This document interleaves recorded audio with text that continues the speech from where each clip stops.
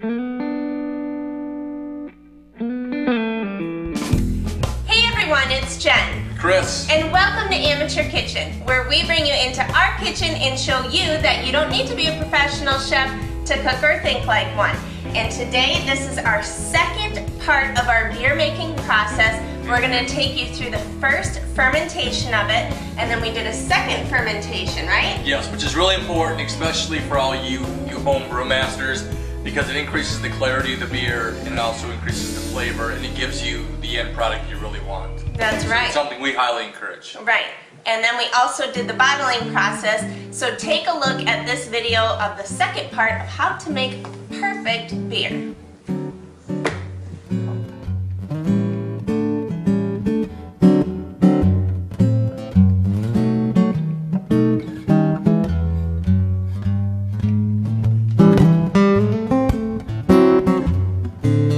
So the lid is off. We got our beer here. Looking good, smelling good.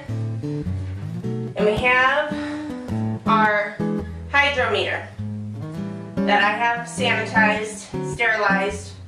And I'm going to stick it in here and I'm just going to spin it. Alright, so here's the hydrometer and it's at 1 point, there's a few bubbles. All what you do is you just spin it. But you're looking for 1.016 to 1.014. Let's see here. And it's right about there. So we finished measuring our gravity, and what I did was I took our first measurements, which is the original gravity, along with the final gravity. I minus those two, and then I times it by 131.25. And that gives me 5.77% alcohol by volume content. So that's perfect. That's right in between where we're supposed to be.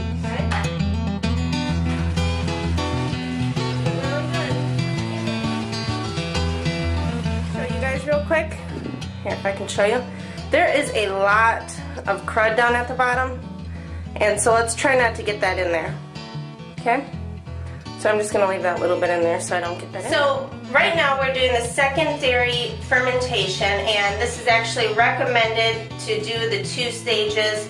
It just allows for the beer to be clearer and overall better and pure flavor. So we put it in the carboy, and I have just our last dry hops here, as you can see. And I'm just going to pour those in here, and those will settle to the bottom after a couple of days, and so we're just not even going to worry about those really. I'm going to put this over here, and then I just have my cap that I haven't touched the bottom because it's sanitized, and I'm putting it right over top here and pushing it down so it seals. And we are starting our secondary fermentation. Woohoo! Okay, so we've started on our secondary fermenting, and I'm so excited. We have it all in the carboy. We put the hops in there. Also, what we're going to do now is store it in a dry, cool place, preferably dark basement or closet.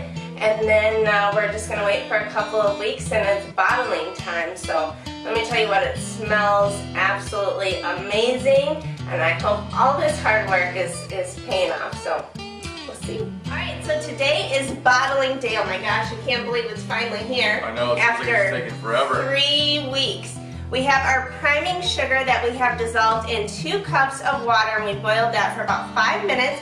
So now I'm going to first put that into our bottling bucket, very carefully. Okay, and now what we're going to do is we're going to siphon our beer out. Now there's some sediments and stuff at the bottom from the yeast, so we don't want to get any of that stuff, otherwise it's going to be kind of gross. So let's go ahead and put this in here, and I'm not sure if we know exactly what we're doing, but we're going to sure try for you guys. Alright, so don't put it all the way to the bottom. And I believe you just kind of prime this up. So we're keeping it against the side, so we don't want a whole lot of oxygen being exposed to this, so that's why we're doing it. We don't want it just to puddle in there. So. Alright guys, so we've transferred all of our beer from the carboy to the bottling bucket. And as you can see guys, we have about 1.5 inches to 2 inches of liquid left on the bottom. And I encourage you guys to stop there because the bottom 1/2 inch to 1 inch is just completely solid residue from the fermentation process. And then there's a lot of particles that are floating on the surface as well. So ideally what you want to do is siphon all the beer off in the middle and then leave about that 2 inches at the bottom to ensure you don't have any floaties in your beer. So now it's on the bottom. So we're going to be working on an assembly line, but before we do, I'm going to go ahead and stir this as we have the priming sugar on the bottom. And if we don't stir this, some of our beer is going to be a little more carbonated than the other or vice versa. And you want to just make sure you gently stir it again because we don't want a whole lot of oxygen back in there as well. So. And make sure that you sanitize everything really well. All your beer bottles, your beer caps, your bucket, your spoons, your siphoning. We can't stress that enough, can we? Right, guys. We stressed that when we first started the whole process, and it's really easy to do. What I would do every time you come back for the fermentation processes, for the bottling processes, just create a tub of bleach water solution and sanitize everything. It's going to ensure that there's no organisms going along for a free ride. So we're just going to fill the beer bottle until it's about 1 inch from the top, and then we're going to cap it. Does that look good? Yep, looks good. Very nice. On to the next.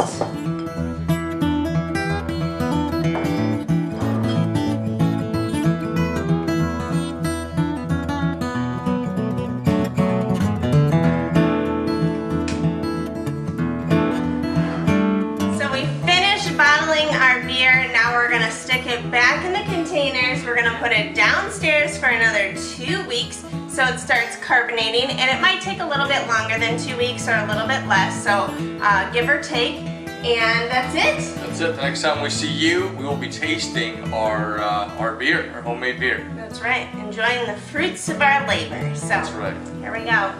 Good job. Good job, Mama. So as you can see, it's a little bit of a process, but it's definitely worth it. Our beer is finally finished. We have some nice frosty mugs. If you want to go ahead and pop the top off of that. Now we didn't get creative enough and put our own labels on it. Which I encourage you to do. But we will next time for sure. Pop both of them. All right. I want one too. We'll see who can pour better here. All right. Here we go. We're pouring our beer. It is nice and dark. It's beautiful.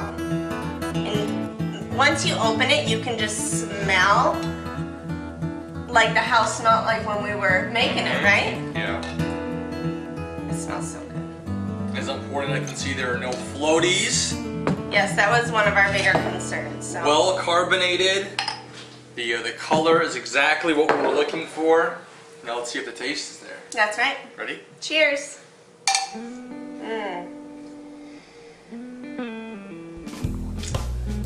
Oh yeah. Oh, that's what I was shooting for. That's good. Yeah, if you like dark, hoppy beer, this is exactly what you guys want to make. For those of you guys who don't like that hoppy type flavor, I'd probably go with a different style of beer. But for the guys like me who like Sam Adams and some of the IPAs out there, this is perfect, guys.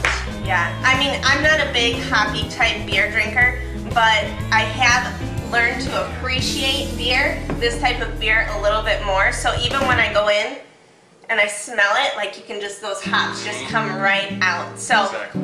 That's awesome. We hope this video helps you out on your adventure with making beer. If you do make some, send pictures our way, let us know how it goes.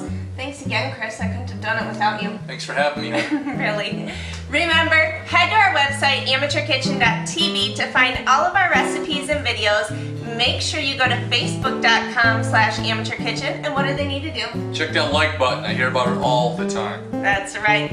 We're going to enjoy our beer. We hope you try it too. And join us again next time on Amateur Kitchen. Right. Cheers.